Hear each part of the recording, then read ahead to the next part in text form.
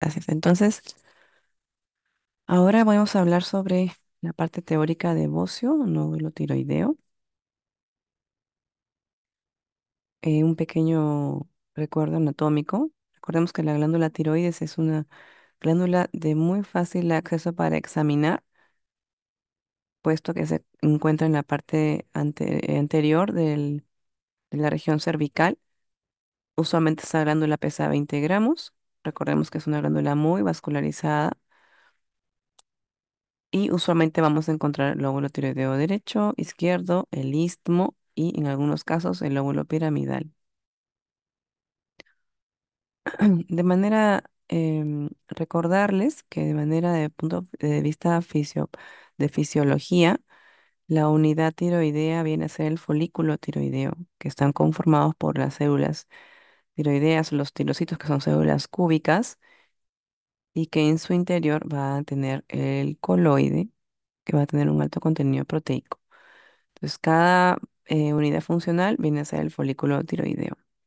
Si hacemos una extrapolación de cómo se vería la célula, pues aquí tenemos la membrana basal celular, la célula, y aquí está la membrana apical que correspondería a la zona que dirige hacia el coloide, ¿sí? Todo empieza con la síntesis de las hormonas tiroideas. Recordemos que tenemos primero, de manera inicial, un receptor para TSH que va a recibir el estímulo de la hormona estimulante de la tiroides y a su vez va a haber una activación del AMP cíclico, va a activar, y este Syn-Porter sodio-yodo se va a también a activar. Syn-Porter sodio-yodo quiere decir que va a permitir el ingreso de yodo inorgánico y dos moléculas de sodio. Con esto vamos a tener que este yodo inorgánico se va a ubicar dentro de la célula tiroidea y a través de una pendrina, que es una proteína, va a salir este yodo inorgánico para que se pueda conformar o a organificar, acoplarse junto con la tiroglobulina mediante las TPO, y con eso luego va a tener una formación, recordemos, de las monoyodos, diyodos, triyodos, y va a ingresar nuevamente a manera de vesículas a la glándula, a la célula tiroidea. En este caso, aquí estamos observando cómo puede ser que una tiroglobulina también se recicla, se recapta. Recordemos que estas hormonas tiroideas vienen a a ser las T3 y la T4, siendo la activa la T3 y la T4 la forma inactiva en forma de reserva. Y la T3 luego es liberada a través de unas vesículas a nivel de torrente sanguíneo, que es la que va a actuar de manera activa en las células. Pasando esta introducción, recordarles también que tenemos una posición usual de la glándula tiroidea que viene a estar, recordemos que es el cartílago tiroideo, el cartílago cricoides, y debajo de ello y delante de la tráquea está la glándula tiroidea, por sobre de sobre la horquilla externa. Entonces, recordemos que al momento de examinar la glándula tiroidea debemos tener las manos limpias, debemos tener las manos idealmente en una temperatura corporal adecuada para que podamos examinar sin que el paciente tenga dificultad de recibir la temperatura fría de nuestras manos. Ubicar siempre la glándula tiroidea e identificar, procurar identificar el tamaño, la consistencia, configuración, la sensibilidad al tacto y o cualquier otro tipo de nódulo que pueda aparecer dentro de la glándula tiroidea. Por lo tanto, todo esto al momento de que nosotros observemos o palpemos nos va a ayudar a identificar algún tipo de patología. Obviamente, previo a este examen físico ocurrió una interrogación al paciente, un interrogatorio que nos permite tomar decisiones e ir haciendo un esquema mental de trabajo. Entonces, aquí mejor les voy a mostrar en esta maniobra, en estas técnicas, técnica del AGE, que vamos a palpar el cuerpo de la tiroides mediante la técnica que es palpar con los pulgares, empujar de un lado, fijar de un lado y palpar con el pulgar contralateral, ¿ok? Para poder identificar el lóbulo superior, el polo superior, el polo inferior, el istmo y el lado contralateral. En el caso que la paciente esté por delante de nosotros y examinemos a esta misma por detrás de la paciente, pues se llama la maniobra de Carvain. Y cuando tenemos que examinar a la paciente de repente con una sola mano, es con la maniobra de Crane. Ustedes pueden utilizar la maniobra con la que más cómodos se sientan. Idealmente, recordar que no debemos comprimir de manera muy fuerte al paciente, sino para que se sienta cómodo y no se sienta que le incomoda, le falte el aire, le irrite y empiece a toser. Entonces, por detrás del paciente, la maniobra de Carvain y por delante del paciente, la técnica del aje. Eso es la maniobra de Carvain y del aje. Y cuando tenemos alguna sospecha o duda de que el paciente tiene un bocio sumergido o un bocio que pueda colapsar las yugulares, podemos pedir aquí, observemos aquí que hay una silueta de la glándula tiroidea un poco como redundante, se observa como un bocio. Y si tenemos duda o si queremos confirmar nuestra sospecha, pues podemos pedir al paciente que eleve sus miembros superiores y luego de un momento, de unos minutos, se va a poder observar que hay un atrapamiento del retorno venoso ya que se ha colapsado las venas yugulares internas. Por lo tanto, este paciente se le va a ver rubicundo. Entonces, eso es una maniobra positiva indicando que hay un bocio substernal retroclavicular. Entonces, ¿cuál es la definición de bocio, no? Entonces, ustedes van a encontrar que hay pacientes, hay estudios en culturas mochicas, en los estudios es una fotografía muy antigua de los años 80 del doctor Pretel, donde identificaban a pacientes con ese tipo de glándulas tiroideas. Ahora vamos a explicar por qué es que las personas llegan a tener tremendo bocio, pero en sí es el aumento difuso o nodular del tamaño de la glándula tiroidea. ¿Sí? Entonces es importante saber que la presencia de un bocio no necesariamente indica que la glándula tiroides esté funcionando mal. El bocio puede ocurrir en una glándula que está produciendo demasiada hormona, como en el hipertiroidismo o en el hipotiroidismo, o incluso en aquellos que tienen de repente anticuerpos, pero están funcionando y liberando adecuadamente el valor de la hormona tiroidea, es decir, el eutiroideo. Y el bocio indica que hay una condición que está causando este crecimiento normal de la tiroides.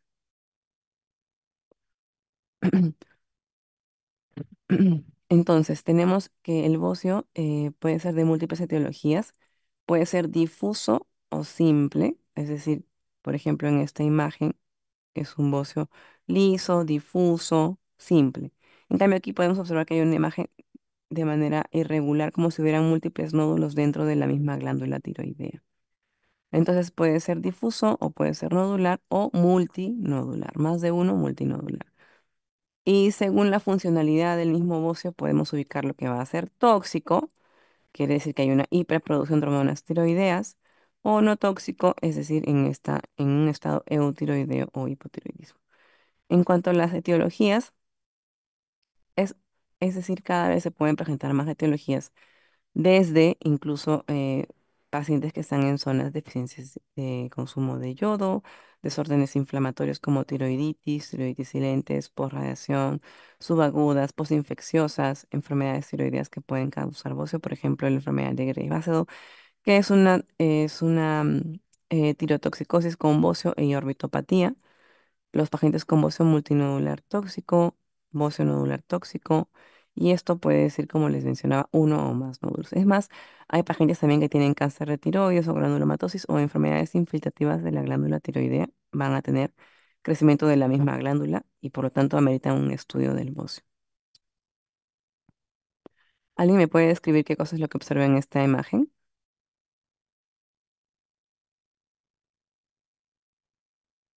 ¿Qué es lo que observan ustedes?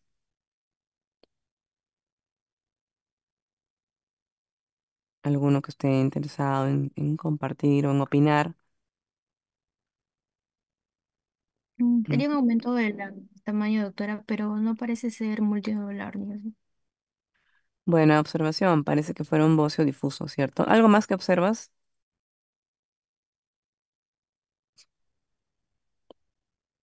Que es un recién nacido súper bebé. Ujú, recién nacido, muy bien, ¿qué más? La piel se ve como que muy seca, doctora. Bueno, otra cosa, observen también las manos, yo entiendo que es la madre, ¿Estas uñas son normales o tienen algo en especial? Parecen uñas planas. Ajá. Entonces, la platoniquia son cambios, son lesiones que puedan aparecer en ciertas hipertiroideas. Entonces, lo que yo entiendo es que esta mujer es una mujer con hipertiroidismo y por aquí está, ¿no? Que es un pequeño, es un recién nacido que está actualmente con un bocio debido a que la madre recibió Lugol durante su gestación. En el tercer trimestre, sobre todo, me imagino, porque tenía un hipertiroidismo descompensado. Entonces, la mamá que tenga estas uñas así planas me da indicativo de que son uñas de Plummer por un hipertiroidismo en el materno. Por lo tanto, a ella la han medicado. En este caso ha recibido Lugol y el pequeño ha recibido todo el efecto del fármaco. Por lo tanto, el pequeño ha hecho un hipotiroidismo por fármacos, ya que su madre es hipertiroidea. Entonces, dentro de las causas que podemos observar, que podríamos agregar es que hay zonas, ¿a qué me refiero con zonas con déficit de yodo? Recordemos que hay zonas bocioendémicas, cada vez hay menos, pero los pacientes tenían mucha falta de consumo de yodo, por lo tanto, al no recibir el yodo inorgánico no había que organificar y por lo tanto el T4 y el T3 iba a estar bajito y por respuesta de feedback negativo, el TSH va a estar aumentado. Recuerden que el TSH tiene dos tareas importantes, una de ellas es formar la hormona tiroidea y la otra es que crezca o una hipertrofia de la célula tiroidea. Por lo tanto, va a terminar siendo un paciente con bocio cuando están viviendo en zonas con aporte deficiente de yodo. Hay alimentos que también son alimentos bociógenos. Por ejemplo, obviamente no vamos a llegar a ese extremo, pero se dice que ciertos alimentos bociógenos en la célula, por ejemplo, tapioca, yuca, coles, son productos que puedan generar dishormonogénesis, ¿no? Incluso hay pacientes que tienen síndrome de resistencia a las hormonas tiroideas, que a pesar que tienen hormonas tiroideas normales, el receptor no funciona, por lo tanto también terminan en bocio, enfermedad de Graves-Basedow, algunas tiroides que ya les venía mencionando y otros que vamos a conversar más adelante. Es que me olvide, de manera fisiológica, en la pubertad y en el embarazo pueden tener también estos pacientes bocio. Entonces, recordemos que en el interrogatorio se incluye preguntar sobre traumas en el cuello, embarazos recientes, enfermedades virales recientes, consumo de alguno de estos medicamentos que podemos observar, yodo, litio, amiodarona, interleuquina 2, inhibidores de la tirosinquinasa que se usan en los pacientes que han tenido cáncer de tiroides, levotiroxina o suplementos para perder o ganar, perder peso o ganar energía. Hay muchas personas inescrupulosas que venden, digamos, aceleradores de metabolismo. Ustedes saben que esto lo venden sin etiqueta, sin registro sanitario y resulta que son hormonas tiroideas sintéticas. Entonces, a una persona que recibe hormonas tiroideas sintéticas con el propósito de perder peso porque va a haber un hipercatabolismo, lamentablemente también pueden repercutir en su salud y provocarles bocio. Cuadro clínico, bueno, normalmente podemos observar, preguntar o indagar sobre disnea, disfagia, disfonía, para que tengamos un problema de obstructivo respiratorio debe estar una obstrucción de más del 70%. Valorar siempre la movilidad de la glándula, crecimiento intratorácico, congestión facial o incorporación yugular, que es la maniobra de Pemberton para bocio sumergido. Y los grados de presentación del bocio, bueno, cero, grado cero no bocio, uno a que es palpable. Esta ficha que ustedes están viendo la hicieron para hacer seguimiento de pacientes con bocio endémico, ¿sí? Entonces, cero, no hay bocio. Uno A y uno B, bueno, es un bocio que se palpa, pero no es visible con el cuello hiperextendido. Y en el uno B se palpa y es visible con el cuello extendido, pero no es visible al cuello en posición normal. Un bocio grado 2 palpable con un cuello en posición normal. Y 3 un bocio voluminoso visible a distancia. Entonces, viene a ser que en zonas con deficiencia de yodo, bueno, esto abarca casi 2,2 billones de personas. En zonas con deficiencia leve llega hasta un 20% y si es severa hasta un más de un 30%. Entonces, a pesar del consumo de yodo, también puede existir aumento de presencia de nódulo tiroideo y puede deberse a mayor presencia de exámenes auxiliares. O sea, ¿qué quiero llegar?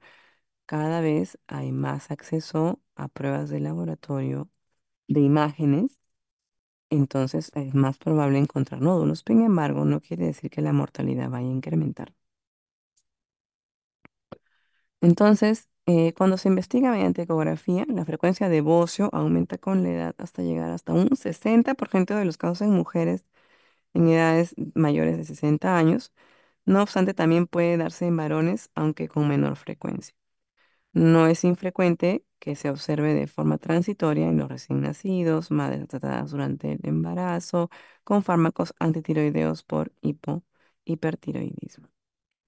¿Cuáles son los factores de riesgo?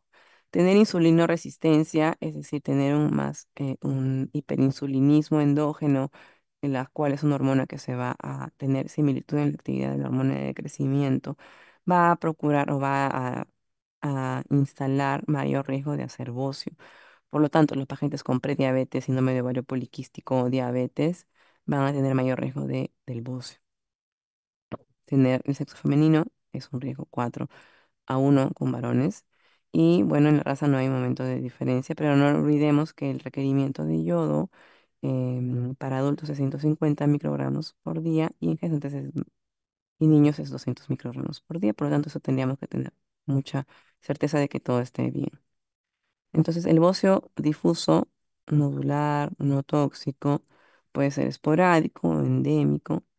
La evolución natural del bocio simple difuso es a bocio nodular o multinodular. O sea, ¿qué es lo que pasa?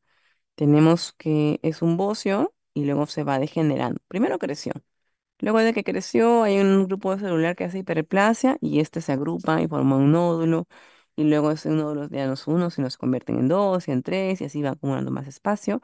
Algunos en su interior pueden tener degeneraciones quísticas, hemorragias, fibrosis, calcificación, etcétera, sin que sea todo cáncer, ¿ok? Entonces, en la participación hormonal, ¿quiénes intervienen? La TSH, la hormona gonadotrofina coriónica, por eso mencionaba que en el embarazo. La inmunoglobulina estimulante de la tiroides, la hormona somatomedina C, el IGF-1, entre otros. Todos participan en cierta manera. ¿Y cuáles serían las señales que controlan la proliferación de las células foliculares tiroideas?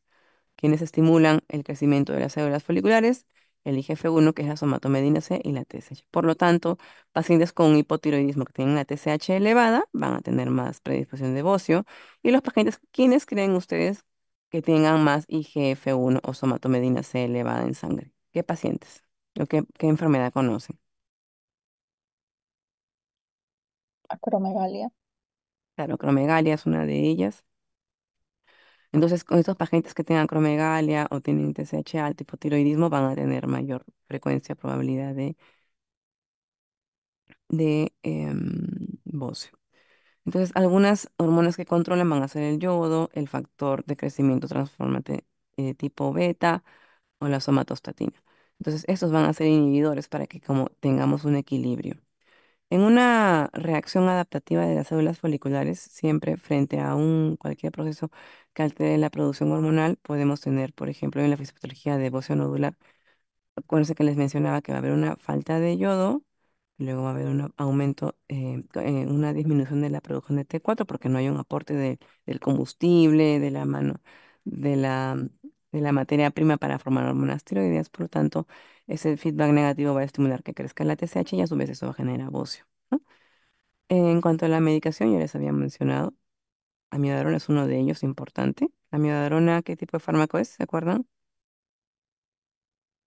Es Antiarrítmico. un antiarrítmico. Un antiarrítmico tipo 3 que en su componente contiene yodo. Al contener yodo, te puede ocurrir de las dos maneras. Puede ocurrir un hipertiroidismo, puede ocurrir un hipotiroidismo. Entonces, si ustedes tienen un paciente con arritmia y le planean iniciar amiodarona, y muy importante sería, ¿qué creen? Que sería importante antes de usar la amiodarona.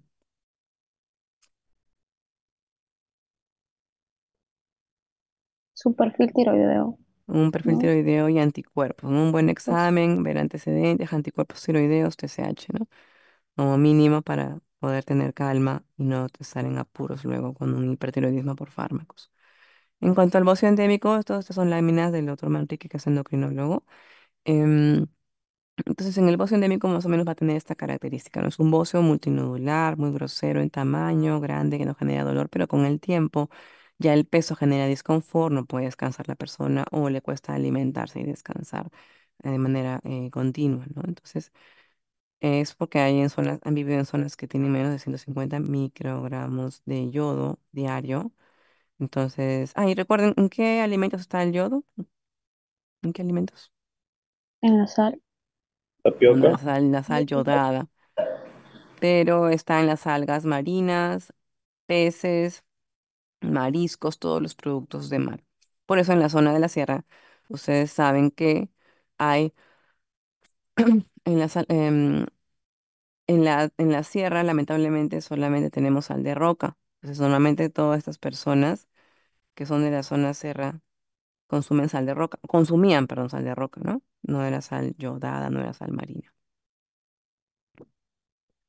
Entonces, el mapa de la distribución del bocio endémico del continente americano, según la OMS, en el año 60, prácticamente todo, solo la costa peruana tenía una función, digamos, normal, sin riesgo de yodo, pero todo lo que es morado, lila, o sea, toda la sierra y parte de la selva, incluso Loreto creo que no entra en la estadística, como es prácticamente acceso difícil y en avión, probablemente por eso no tengan información.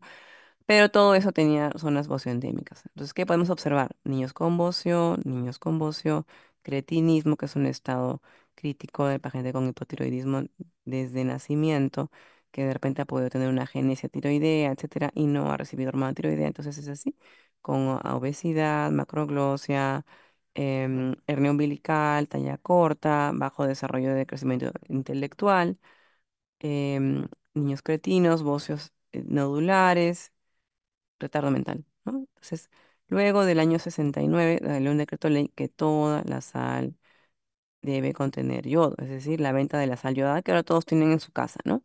Eso ya no es novedad para todos ustedes. Entonces, a partir del 2016, bueno, Perú en teoría ya es un país libre de estos riesgos. Siempre llegan pacientes igual, pero ya no está estadísticamente significativo. Entonces, en cuanto a la fisiopatología del bocio difuso no tóxico, pueden ser, por ejemplo, una tiroides de Hashimoto. ¿Qué es la tiroides de Hashimoto? Es una enfermedad, una tiroides linfocítica crónica con aumento de la TSH. En algunos casos puede generar tirotoxicosis transitoria por una destrucción masiva de los tirocitos, pero luego progresa a hipotiroidismo. Entonces, Hashimoto fue un médico japonés que describió la lesión o la infiltración em, de tiroiditis crónica autoinmune. Así que hay infiltración, hay inflamación y el paciente, como hay destrucción, va a terminar en hipotiroidismo. Ahora también hay pacientes con bocio difuso tóxico. Claramente podemos observar que esta persona tiene edema palpebral, una retracción palpebral, una mirada fija como de pánico, de susto y un bocio, ¿no? Que se puede observar. Igual aquí, piel sudorosa, edema de palpebral. Vamos a ver un poco aquí más cerca. Una piel sudorosa, sudoración palpebral, un bocio, predominio del lóbulo tiroideo derecho, lagoftalmos, en realidad el edema de párpados y la retracción palpebral es muy marcada. Eso deja compromisos o secuelas importantes también. Entonces, en la enfermedad de Graves-Basedow es otro tema de clase, pero bueno, para que lo conozcan y lo recuerden, es un aumento difuso de la vascularización y hay anticuerpos TCI, es decir, hay una está presente la inmunoglobulina estimulante de la tiroides. Entra al receptor como si fuera su propia casa y no se regula y todo el tiempo está formando hormona tiroidea. Dentro de las causas raras, de repente ven aquí en esta hipófisis que está totalmente destruida, comprometida por un tumor hipofisiario, macroadenoma, por supuesto, y en este caso era de un paciente que tenía gigantoacromegalia, en este caso de este jovencito, se observan todo, era un cuello largo, pero toda la glándula tiroidea es la que está ocupando por el bóceo que le generaba dificultad. En este caso es un paciente que se confirmó el diagnóstico de un tumor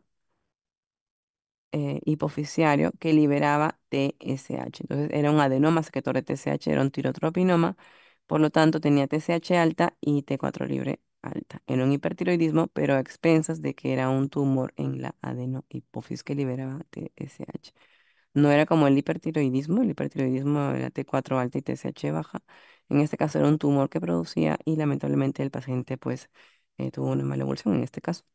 Además, también hay pacientes con tumores secretores de hormona gonatrofina coriónica o también síndrome de resistencia a la hormona tiroidea. Entonces, en cuanto a la fisiopatología del bócio difuso no tóxico, recordemos que es considerado como precursor de los nódulos, así empiezan. La mayoría de gente que tiene bócio va luego a evolucionar y degenerar en nódulos tiroideos. Hay pacientes que tienen factores de riesgo como mutaciones genéticas, como pueden ver aquí los genes BRAF, RET, el gen de carcinoma papilar. Incluso hay pacientes que tienen insulino resistencia y síndrome metabólico, también mayor riesgo de hacer nódulos no tóxicos. En todo caso, en cuanto a la fisiopatología del adenoma tóxico, tóxico me refiero ya cuando hay una hiperproducción de hormona tiroidea, más del 70% tiene mutación en algún gen del receptor TSH. Incluso hay otras mutaciones que podemos observar, pero para el adenoma tóxico, pues normalmente es un tumor productor de T4, ¿no? Que libera T4. Son hiperfuncionantes, que se degeneran y empiezan a hiperfuncionar. En cuanto al bocio multinodular ya tóxico, es un aumento de volumen crónico de la glándula tiroidea asociado a hipertiroidismo en la ausencia de una enfermedad autoinmune o un cáncer. Es netamente una degeneración. Es así, la evolución natural, por decir, de la hormona, del exceso de hormonas del TSH. Es decir, si ustedes tienen un nodulito, o si no, en cada caso, un bocio, como dice acá, un bocio, que van creando un nódulo, luego dos, tres nódulos, uno de ellos es el dominante. Pero esta dominancia no la ganan en un día, la ganan en años. Y sobre todo es realizado en pacientes hombres, mujeres que han tenido una larga estancia en su tierra natal, pero de repente migran a zonas con yodo suficientes. Entonces ese estímulo, ese switch o ese estímulo de recepción de yodo hace que tenga una hiperproducción o un estímulo, un desgatillamiento para que tenga un exceso de hormonas tiroideas. En este caso va a terminar en una tirotoxicosis. Histológicamente los nódulos son bien demarcados del resto del tejido tiroideo. Algunos de estos nódulos pueden ser calientes, tibios o fríos. Microscópicamente los nódulos son de crecimiento de folículos e hiperplasia, así que a diferencia del tejido no nodular, lo cual se evidencia en la gamografía. Aquí vamos a ver en un momento las gamografías también. Más del 60% de los bocios multinodulares tóxicos poseen mutación para el receptor de TSH. Entonces, si tenemos a pacientes que tienen un bocio multinodular tóxico, puede haber clínica de tirotoxicosis, habría que examinarle muy bien. Y aquí era lo que quería que observen. Por ejemplo, cuando hay un bocio multinodular tóxico, es decir, esto es una gamografía. La gamografía es una imagen acompañado o asociado a una gamacámara que tiene un radiofármaco de medicina nuclear, ¿no? En la mayoría de pacientes que van a estudiar ustedes con hormona tiroidea es el yodo 131 o el yodo 123 para poder observar. En teoría, el yodo 123 menos tóxico, más llevadero para los pacientes. Entonces, cuando tengan ustedes un paciente con un bocio y una TSH suprimida, con clínica poco florida, o paciente con bocio y TSH bajita y quieren que hacer una gammagrafía. En este caso, lo normal es como observan en esta imagen donde está el puntero, una tiroides sin alas de mariposa, lóbulo tiroideo derecho, lóbulo tiroideo izquierdo. Esa es una imagen adecuada de la glándula tiroidea. ¿Sí? Cuando hay una hiperfunción o una hipercaptación, acuérdense que eso está usando un fármaco que es el yodo, una hiperfunción es totalmente hiperpigmentado, hipercaptador del fármaco. Bocio multinodular, se observan varias zonas nodulares en la glándula tiroidea, unas captan más que otras. Nódulo frío, ustedes observan toda esta zona que está suprimida, que no capta, es porque no está organificando el yodo. Entonces, si es una célula tiroidea que no organifique yodo, pues sospechemos de malignidad. Entonces, cuando ustedes vean un nódulo frío, es indicativo de que esa célula, ese tirocito, no está metabolizando, captando o organificando el yodo, que eso es anormal. Por lo tanto, eso hay que hacer una biopsia. Siempre que ustedes vean un nódulo frío, hay que hacer una biopsia. Cuando vean un nódulo caliente, es decir, el resto sale ya sin pobre captación, pero este nódulo está tan captador que absorbe todo el yodo que está recibiendo la paciente para el estudio, pues es un nódulo caliente. Cuando hay hipercaptación, es un nódulo caliente y cuando hay hipocaptación, es un nódulo frío. Entonces, em, importante es que sepamos, por ejemplo, en este caso, hay pacientes según la edad. Ustedes se dan cuenta aquí, esta línea medio, pues llamémosle lila o rosada, no sé. Tenemos que según la edad hay un punto de inflexión y a partir de los 50 años ya se dispara tremendamente y mientras más edad tenga la paciente, es muy probable que tenga un bocio multinodular tóxico, sobre todo si viene de zonas bocioendémicas, ¿no? Para la enfermedad de Graves, que es esta línea verde, pues desde muy jóvenes empieza a partir de los 20 años y luego se mantiene y desciende ya cuando son adultos mayores.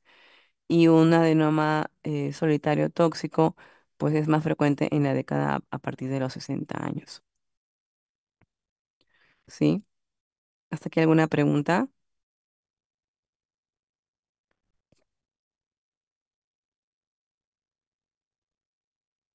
Muy bien.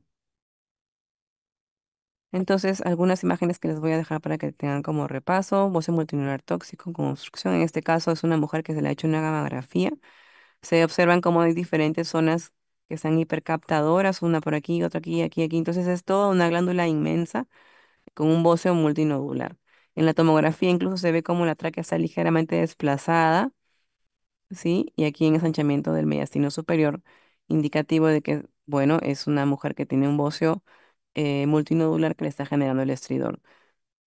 Aquí se le hizo en este caso a una mujer de 81 años de edad que llegó a la emergencia porque tenía dificultad respiratoria, por lo tanto es intubada en sus hormonas tiroideas un hipertiroidismo subclínico. Entonces, estos cuadros, chicos, es muy frecuente. Mujeres, adultas mayores que vienen de zonas socioendémicas, que han migrado a Lima y con los años han ido creciendo, han tenido crecimiento del bocio y a su vez, de manera silenciosa, ha tenido un hipertiroidismo subclínico y luego progresa a un bocio multinodular tóxico con una T4 libre elevada. Entonces, por lo tanto, aquí lo ideal es identificar si en la ecografía hay signos de malignidad, por lo tanto se hace biopsia. En este caso, tenía una biopsia que dice muestra sospechosa de malignidad. Ante eso, pues se opera el paciente, ¿no? Porque hay una sospecha de malignidad, mejor es operar. Bocio multinodular no tóxico. Ocurre en pacientes con bocio multinodular. Debe tener controles de función tiroidea siempre. Así ustedes vean que el nódulo no tiene características de malignidad, que está clínicamente eutiroideo, es importante hacer un chequeo una vez al año de cómo funcionan sus hormonas tiroideas. Observemos también que la existencia del bocio multinodular no tóxico refleja que las células foliculares adoptaron diferentes patrones en respuesta a los factores de crecimiento, ya que ha ocurrido una intervención de la hormona de crecimiento, de la TSH, entonces poco a poco esa hiperplasia o ese crecimiento de tirocitos va a generar un riesgo de nódulos, un nódulo, dos nódulos y así va creciendo. ¿Ok? Entonces, en esta misma mujer, si llegan a observar que les llama la atención al examen físico.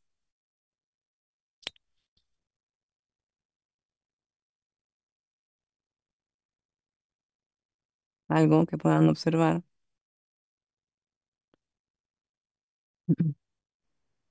Un bocio multinodular y agrandado demasiado. Claro, es una, es una paciente que ha tenido, la veo adelgazada, ¿no? Yo la veo adelgazada.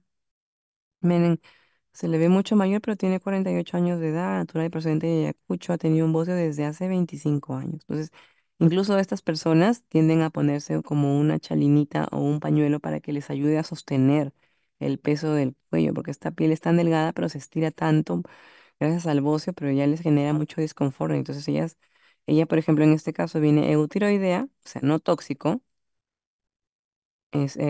pero tiene un bozo gigante, ¿no?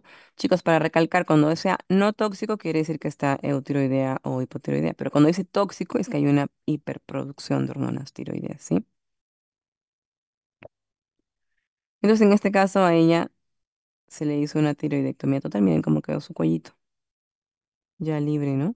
Está tranquila, igual el seguimiento es muy importante. Entonces, recordemos que hay hormonas también que van a generar un crecimiento no solo de los huesos, ni de las glándulas viscerales, ni de los órganos huecos, sino también de glándulas endocrinas, como en el caso de la acromegalia, por exceso del IGF-1, o pacientes con estado de hiperinsulinemia, o tumores que expresan IGF-2, como Dodge-Potter.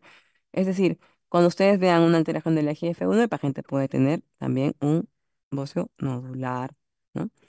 Ahora, hay pacientes que tienen mm, factores angiogénicos producidos por las células foliculares, como el factor de crecimiento endotelial inducido por la TSH. Entonces, múltiples causas que puedan confluir en que el paciente tenga bocio.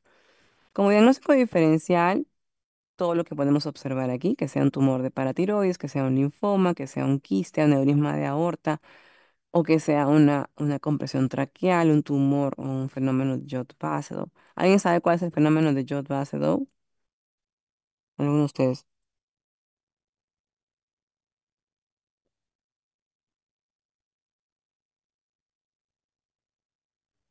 Producción de hormonas mediante la administración exógena de yodo. Claro, es decir, una persona que está eutiroidea, normotiroidea, normofuncionante.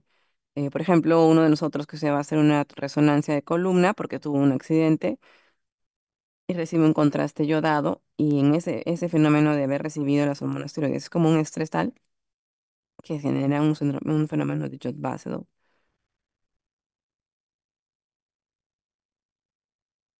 ¿sí? Entonces, ¿y cuál sería el otro efecto?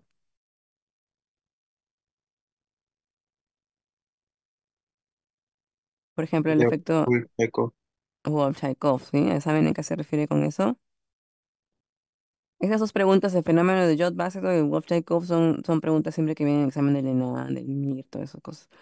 Entonces, el Jod Basedow, muy bien como respondió tu compañero. Ese es el fenómeno cuando eres, ¿no?, eutiroideo y recibes cuando está yodado y ¡plum! Es como haces un episodio de una tirotoxicosis. Y el Wolff-Chaikoff es cuando una persona es hipertiroidea y lo que tú buscas es decir, bueno, ¿sabes qué? Esta persona está recontra descompensada, tengo que hacer algo para bajarle las revoluciones. Por lo tanto, se decide brindarle Lugol, antitiroideo, sobre todo con el Lugol, para darle, el Lugol contiene yodo también. Entonces tú le das em, esto y satura la glándula tiroidea, es decir, la aturde. Tanto yodo, ¿qué voy a hacer? Dice la tiroides. No puedo más. Entonces, ese efecto de aturdir a la glándula es el efecto Wolff-Chaikoff que se busca en el hipertiroideo para disminuir la liberación de hormona tiroidea. Y bueno, otras causas como necrosis, hemorragia, tumores, qué sé yo, ¿no? Bueno, entonces para el manejo se observa, se estudia, intervienes. En el caso que sea necesario, se opera. En el caso que sea por un bocio o por enfermedad de Graves-Basedow, pues se da yodo, antitiroideos o cirugía. ¿Qué podemos estudiar? Entonces, ¿qué es la yoduria? Es el estudio del yodo en la orina. Tenemos que tener idealmente como mínimo 50 microgramos, idealmente, ¿no? Idealmente 50 en adelante. Pero no es que se pueda estudiar por personas, es ya, yo quiero estudiarme a mí, cómo estoy con con mi reserva de yodo, yo quiero estudiar, no, es poblacional. Para que tú puedas tomar decisiones es poblacional o es institucional. TSH, T4 libre, anti-TPO, antitiroglobulina, TSI, acá es TSI, no es anti-TSI, es TSI. Biopsia por aspiración a aguja fina en el caso sea necesario, si hay sospecha de malignidad, y una radiografía de tórax, tomografía de resonancia en el caso también sea importante. Hay algunos pacientes que tienen defectos en las captaciones de transporte, defecto en la organificación. Por ejemplo, el síndrome de Pendred es un síndrome en el cual el paciente se caracteriza por un hipotiroidismo porque no puede organificar el yodo, no está la pendrina. ¿Se acuerdan que yo les dije de la pendrina en la segunda lámina, que es una proteína que permite la salida del yodo al coloide para que se organifique? Bueno, esa proteína no existe. Ese no me depende. Entonces no está la pendrina y este paciente tiene hipotiroidismo. Ahora va. También otra característica usual de este síndrome es que tienen hipoacusia. Y han llegado un par de pacientes también al hospital así con eso. ¿Hasta aquí alguna pregunta en cuanto a bocio? Antes de pasar a nuestro segundo tema.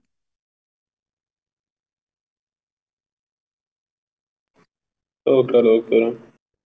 Entonces el tema que sigue es nódulo tiroideo. Me gustaría escuchar a alguno de sus compañeros, qué es lo que observan.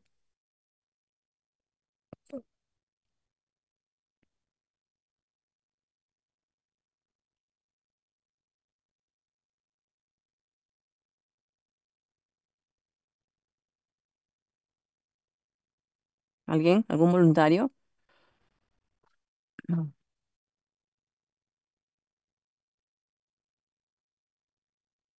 ¿Qué es lo que Esto es algún observan nódulo, aquí? doctora, de gran tamaño. Entonces, cuando examinen a un paciente, muy bien, gracias por tu aporte. Cuando examinen a un paciente, tienen que mirarlo de frente, de perfil, procuren que se retire la ropa de repente si es chalina, si es invierno, siempre examinen cuello en sus pacientes, no lo dejen pasar, por favor. Siempre cuento una anécdota. Cuando yo estaba dejando el internado, llegó una persona, un joven, más o menos de 30 años, 25 años por ahí, y resulta que vino con fiebre, trastorno del sensorio, era invierno. Entonces el R mayor de la guardia dijo, yo lo examino, no se pregunte. Entonces como tenía fiebre, trastorno del sensorio, dijeron por ahí meningitis, ¿no? ¿Qué se hace con una meningitis? Función lumbar. Entonces a la hora que se llama al familiar para que firme consentimiento informado, el que ingresa es un familiar tranquilo, pero con orbitopatía, exoftalmos y bocio. Entonces lo miran y dicen, ¿qué pasó? Ah, sí, todos nosotros tenemos hipertiroidismo, tenemos enfermedad de Graves. Entonces regresó a ver al paciente que estaba con fiebre y con trastorno del sensorio, pues tenía un bocio, y yo me acuerdo, claro, que la gente estaba con cafarena porque era invierno, entonces le bajaron la cafarena y el bocio se veía ahí. Era un bocio, según la OMS, en grado 3, ¿no? Entonces era un bocio grande, grosero, grotesco. Entonces, como moraleja, siempre así sea invierno, examinen el cuello de sus pacientes. Vamos a ver aquí.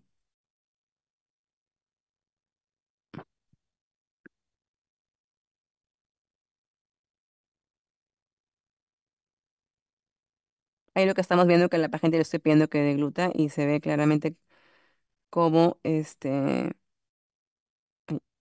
no se ve, se ve. Está ubicado en el lóbulo tiroideo derecho, ¿no?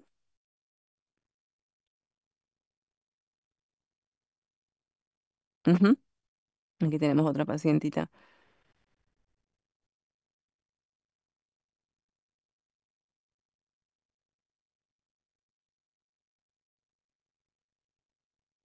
Entonces, en este lado es otra paciente en el lado izquierdo, ¿no?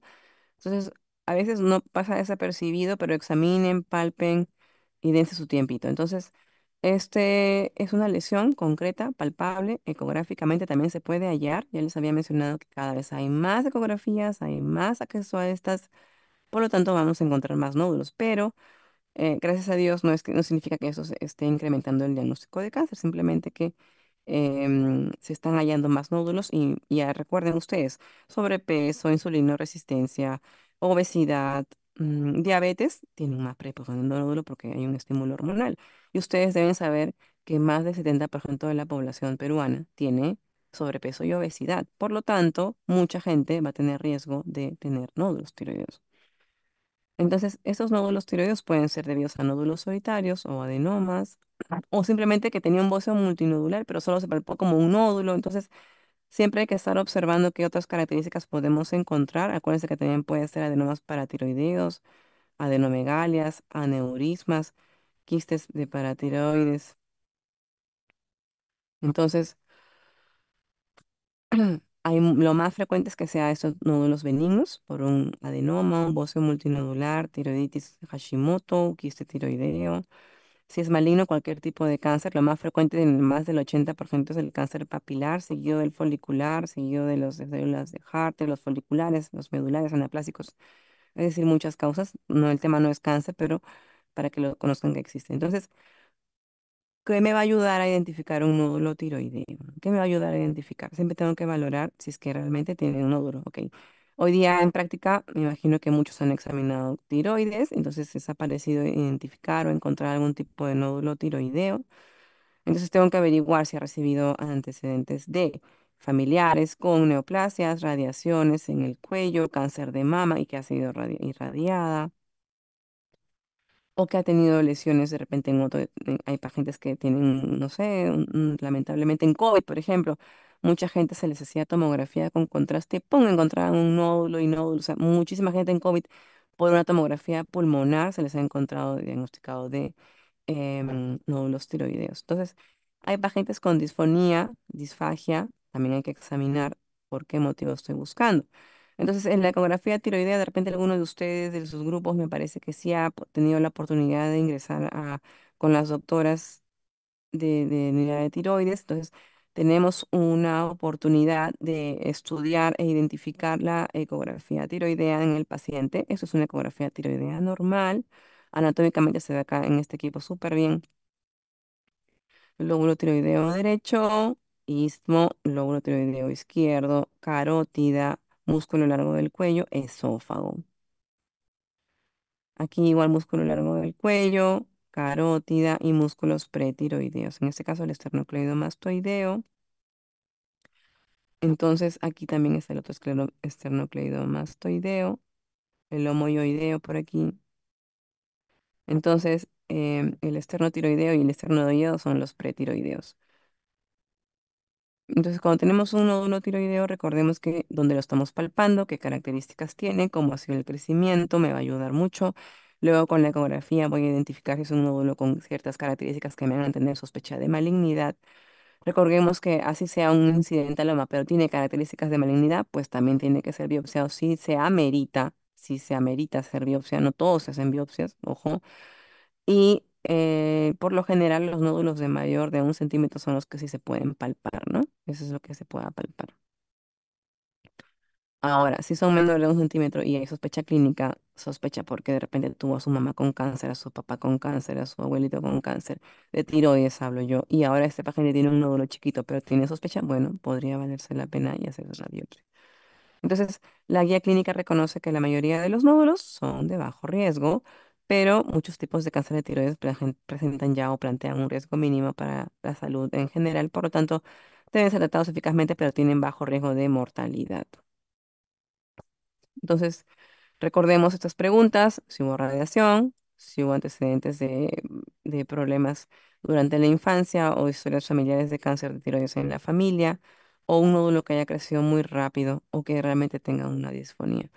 Entonces, como antecedente, aparte de lo mencionado, ya cuando ustedes vean que ronquera o parálisis de cuerdas vocales es porque ese nódulo tiroideo ha invadido nervio recurrente laríngeo. Entonces, ahí estamos complicadísimos porque algo está un poco muy comprometido. Entonces es un poco serio este tema, pero es importante ver si hay consistencia dura o pétea de las adenopatías o del nódulo o creció muy rápido, sobre todo si es un nódulo de más de 4 centímetros, si es de sexo masculino, si tiene menos de 20 años o más de 60 años. Eso es un poco complicado. Igual identificar, hoy día les expliqué a los chicos en práctica que siempre que palpen la tiroides, ¿qué tienen que hacer al final? ¿Qué les dije? No sé, mi grupo, está Rodrigo, Britney, ¿dónde está mi grupo? Uy, ya se durmió, creo. ¿Se refiere a lavarse las manos o...? Bueno, aparte de lavarme las manos, ya, eso es otra cosa. A ver. ¿Ah? Examinamos ganglios, examinamos Ah, el sí, cuello, ¿no es pues. cierto? Revisamos glándula tiroidea y luego la base del cuello empieza, o sea, desde aquí, todo esto es cuello, todo esto es cuello, todo, todo, todo. Entonces tenemos que examinar toda esta zona palpando y buscando adenopatías. Ya les comentaba que hay pacientes que tienen quisetiroglós, etcétera, ¿ok? Y esta es una representación gráfica de dónde deberíamos buscar los ganglios, ¿sí? Entonces, todos los pacientes que tienen un nódulo tiroideo debemos pedirle un TSH, ¿ok? El TSH me va a ayudar a identificar si es un nódulo frío o caliente. Entonces, pregunto, ¿qué significa que sea un nódulo frío? A ver, lo que les acabo de explicar hace unos minutitos. Hipocaptación.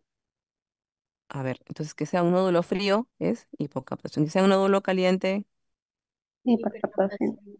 claro, es decir, que está hiperfuncionando, está al toque, toque, así como una máquina, como las máquinas ahí expendedoras de dinero. Entonces, libera mucho hormona tiroidea, por tanto da toxicidad, ¿no? Tirotoxicidad. Y si es frío y no capta, ¿qué significa? Que es una célula que está buena, que está degenerando a malignidad. ¿Qué creen ustedes? Indica malignidad. porque no está organificando el yodo. La única chamba del tirocito es la formación de hormona tiroidea. Entonces, si no forma, recibe, capta el yodo, algo está mal ahí. ¿Ok?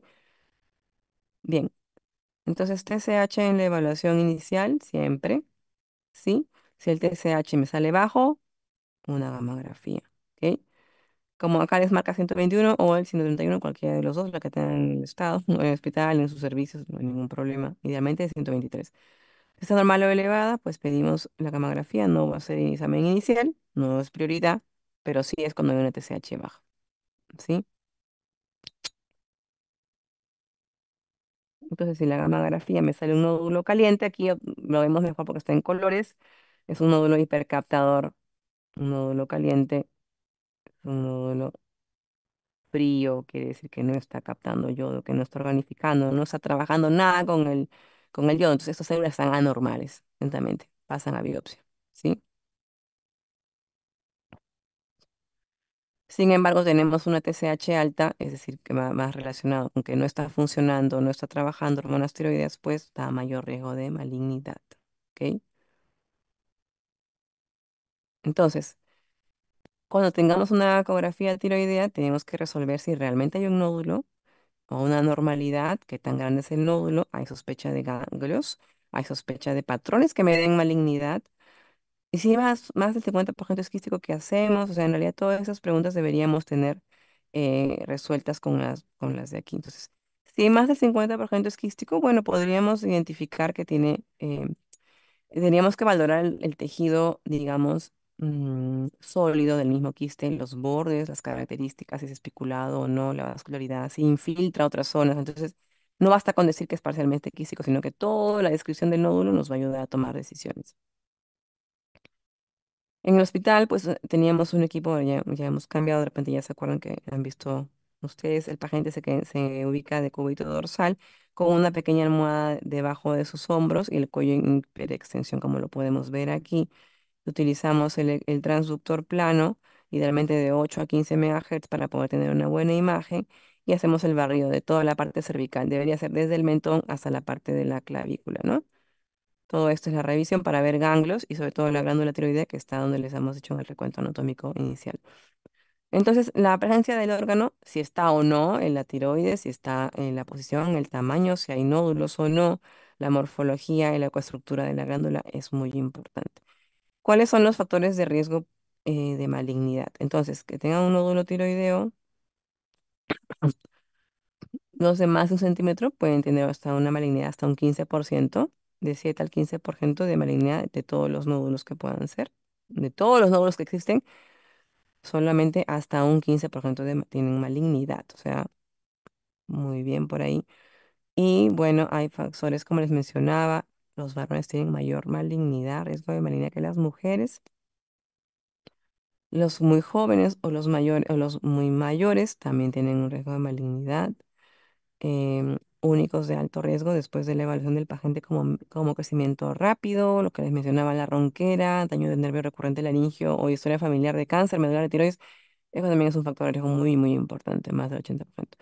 TSH elevada, ya les mencionaba, porque quiere decir que hay algo que no está liberando hormonas tiroideas adecuadamente y anticuerpos también positivos en algunos casos, sobre todo para linfoma y Hashimoto. Entonces, hay algunas características de malignidad. No pretendo que se aprendan todas, pero quiero solamente que tengan una idea, que quiero que se concentren aquí para que observen. Aquí hay algunas lesiones o unos focos ecogénicos sobre un nódulo. Creo que deberíamos empezar por la parte más benigna. Benignos, esto es una bolita de líquido coloide. Es un quiste coloide.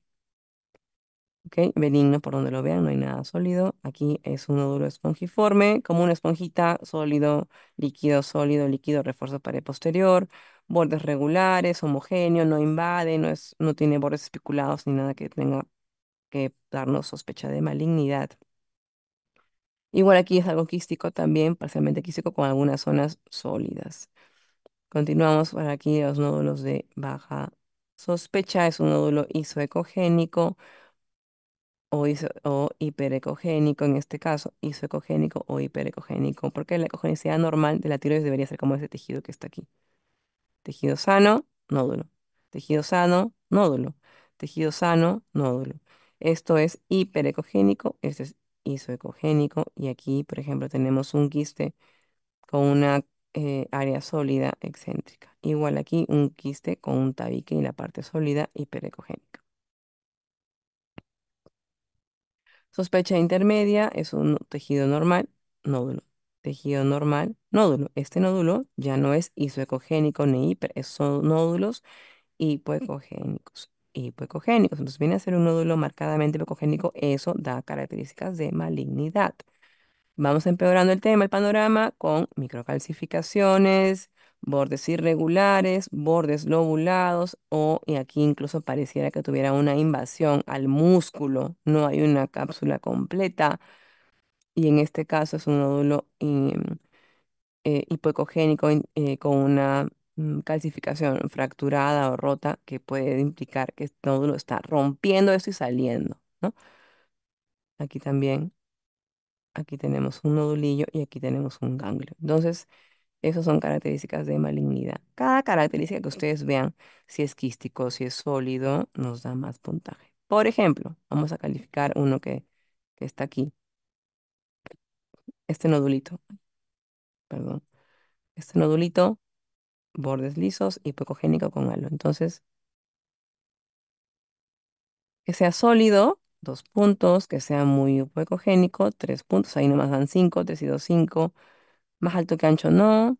Expresión heteroidea, no.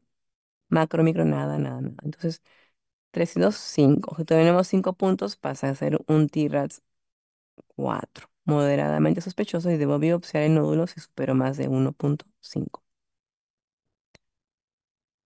No se recomienda hacer biopsias antes porque a veces no hay buena muestra, son nódulos pequeños, hay que hacerle seguimiento, no hay que someter a al paciente.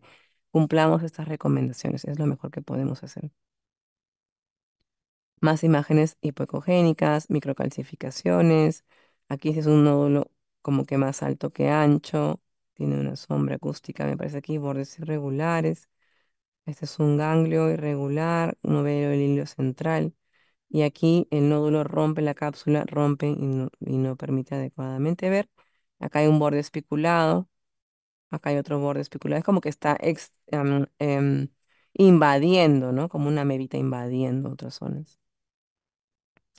Entonces, si tenemos sospecha, usamos una biopsia, que es una recomendación según el puntaje que podríamos tener. Es costo efectiva, no es tan grosera. Aquí está ingresando una aguja al nódulo, que es hipoecogénico, bordes muy pegados a la cápsula y con una microcalcificación. Entonces, hacemos una biopsia coguiada.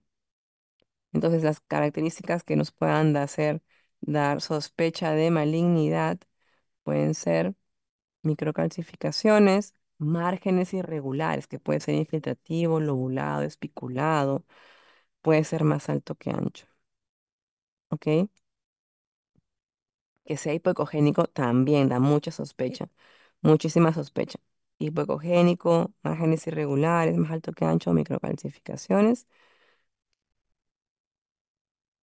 también. Entonces, una vez obtenida la biopsia, el citólogo nos reporta. Tampoco pretendo que se aprendan eso de memoria, por favor, no, no lo hagan. Entonces, para que tengan ustedes una idea, que la clasificación de Bethesda nos pide que si es un Bethesda 1 es no diagnóstico o es mala muestra, Bethesda 2 benigno. Entonces, Bethesda 3 atipia indeterminada, Bethesda 4 neoplasia folicular, Bethesda 5 sospecha de malignidad, Bethesda 6 ya pues hay evidencia de que es un cáncer, ¿no? Lamentablemente,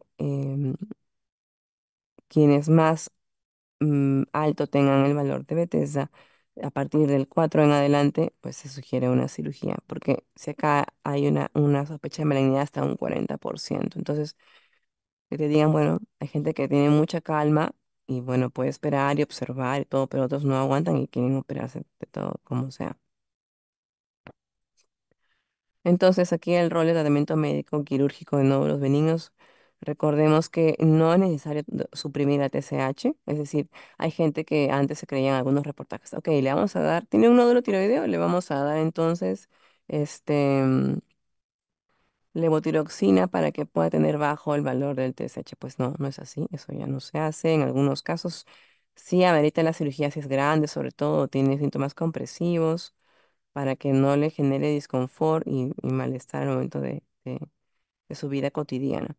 Entonces, los tratamientos disponibles, cirugía, si hay indicación o hay riesgo de malignidad, yodo si fuera un adenoma tóxico, fuera un nódulo tóxico, levotiroxina no tiene evidencia para que reduzca el tamaño, no dar levotiroxina, enolización, es decir, aspirar si fuera un quiste, aspirar el líquido e infiltrar alcohol, pero bueno, también es una pequeña salida, sí, ayuda mucho.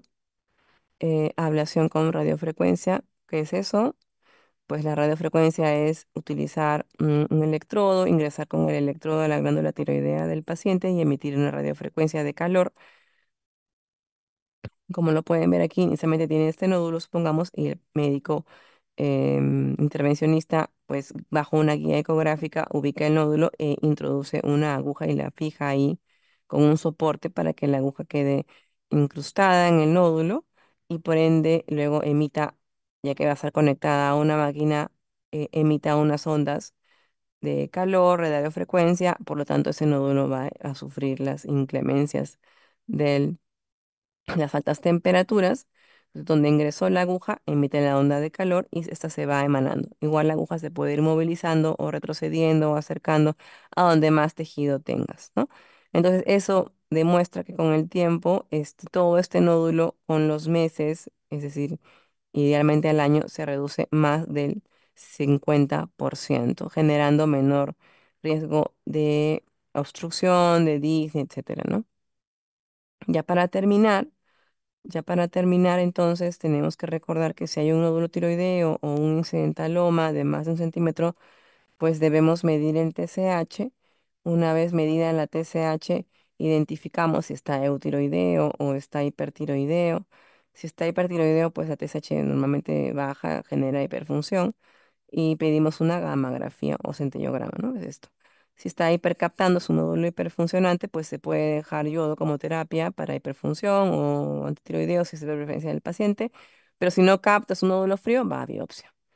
Bueno, la ecografía y por ende la biopsia, ¿no? Igual si es un nódulo que está eutiroideo o tiene historia de autoinmunidad, el TSH normal alta, va a la ecografía y si amerita, va a biopsia, ¿no? Entonces, eso sería mi última recomendación es la que sigue. No todos los nódulos pasan a biopsia. Aumentan los diagnósticos de nódulos tiroideos por incidentalomas. Riesgo de malignidad en nódulos tiroideos es hasta el 15%. Se correlaciona con síndrome metabólico y si hay sospecha hay que hacer seguimiento. ¿Sí? Con esto hemos acabado la teoría. Aquí al final de la clase les estoy dejando algunos casos clínicos a modo de repaso. Todos tienen que ver con nódulos tiroideos para que los puedan revisar, ¿no? Bóceos y nódulos. ¿Hasta aquí alguna pregunta?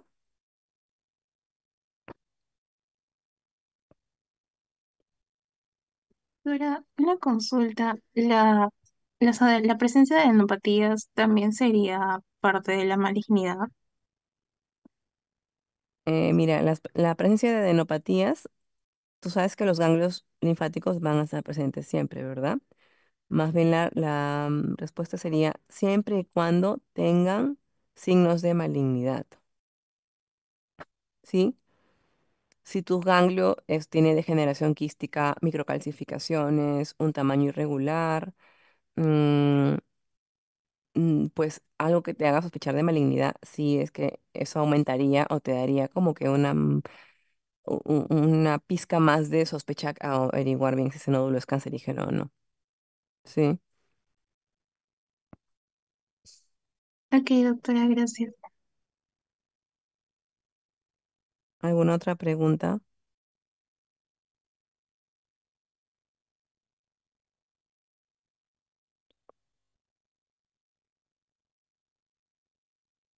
No. Mm.